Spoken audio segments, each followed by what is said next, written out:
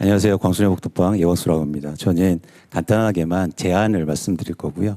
정책은 효율적이어야 되고 그리고 공정해야 됩니다. 그리고 또 하나가 더해줬으면 좋겠는데 과거에 없던 새로운 정책이어야 정부의 의지대로 부동산 시장을 이끌 수 있습니다. 그런 측면에서 어떤 정책을 논의할 때 이게 과거에 없던 건가를 계속 고민해야 됩니다. 그런 차원에서 제가 4가지 정도를 제안 드리고 싶습니다. 첫 번째는 대출 구조 조정을 해야 됩니다.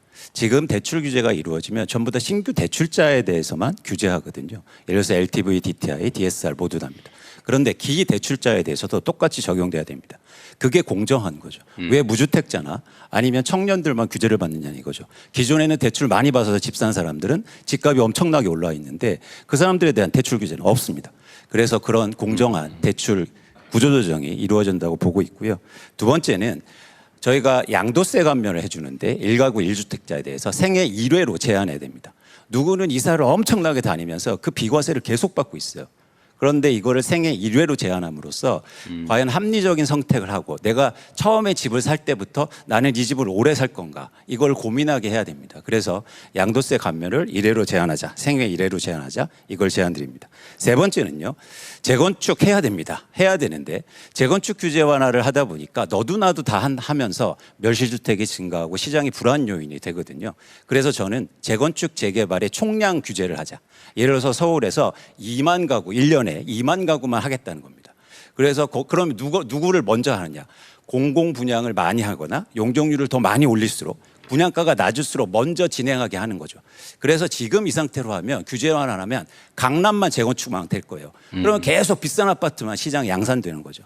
그래서 실제로 재건축 재개발을 통한 공급을 시장 안정화에 기여하기 위해서는 총량 규제를 해서 더 공공성을 확보하고 그리고 분양가가 낮을수록 먼저 해주는 거예요. 인센티브도 훨씬 더 많이 주는 겁니다.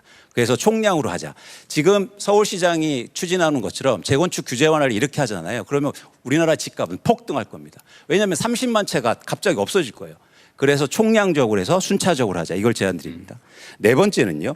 규제 지역을 없애야 됩니다. 왜 어떤 지역은 다주택자들이 투기로 사면 대출도 해주고 세금도 깎아주는데 왜 어떤 지역은 규제 지역이라고 해서 그 지역은 안 되는 겁니까? 바로 옆 동네로. 그래서 아예 규제 지역을 없애고 전체 지역에서 예를 들어서 투기로 살 때는 똑같이 규제를 받는 거죠. 이 문제가 왜냐면 갑자기 동탄 지역에 집값 오른다고 가만히 있다가 규제로 하니까 시장이 변하거든요. 그래서 아예 규제 지역을 철폐하고 모든 대한민국의 어떤 땅이라도 투자로 살 때, 투기로 살 때는 규제를 해야 됩니다. 이것처럼 규제 지역을 아예 없애고 전체적으로 이게 바로 공정한 거죠. 왜 옆 동네에는 규제했다고 그래서 나는 못 사고 그 시차에 따라서 더 달라지거든요. 그래서 다시 한 번 말씀드리지만 이재명 정부의 부동산 정책은 합리적이어야 되고 그리고 공정해야 됩니다. 특히 공정성에 더 관심을 두고 정책이 설계됐으면 좋겠다는 말씀을 드립니다.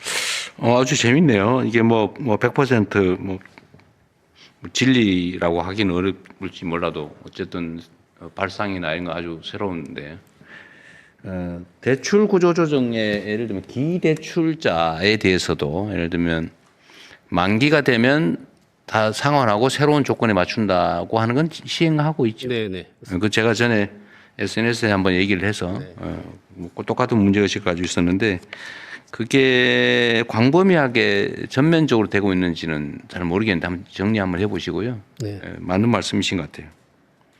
지금 사실 청년 세대들이 겪는 어려움도 부모 세대, 기성 세대들은 이미 다 성장의 그 기회, 과실을 다 누렸는데 지금 새로 진입하려니까 너무 어려운 거잖아요. 이제 그거 다 기득권화된 거죠, 기성 세대.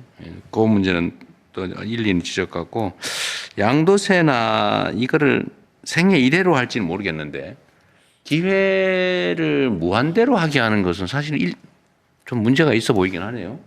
매우 일리 있는 지적인데 횟수를 제한하든지 아니면 첫 번째는 많이 해주고 두 번째는 좀 덜 해주고 세 번째는 아주 그거 좋은 생각인 것 같습니다. 한번 고민해 보시면 될 것 같아요. 좋은 생각 같아요. 저는 이거 너무 많이 이제 활용하거나 총액으로 제한할 수도 있고요. 예를 들면 총액으로 여러 차례 이 고가주택을 사고 팔고 해서 하는 경우에 똑같이 해줘야 되냐. 그 일리 있는 지적 같습니다. 그 외에도 이런 구체적 타당성 있게 하자는 말씀이신 것 같은데 어쨌든 정책 당국자들이 좀 어렵긴 하겠지만 이렇게 좀 핀셋형으로 정확하게 구멍이 없게 하는 것도 중요하고 또 이걸 활용해서 부당하게 이익을 얻는 틈새가 생기지 않게 하는 것도 중요한데 이러려면 일을 좀 많이 해야 됩니다. 예, 그렇게 하겠습니다.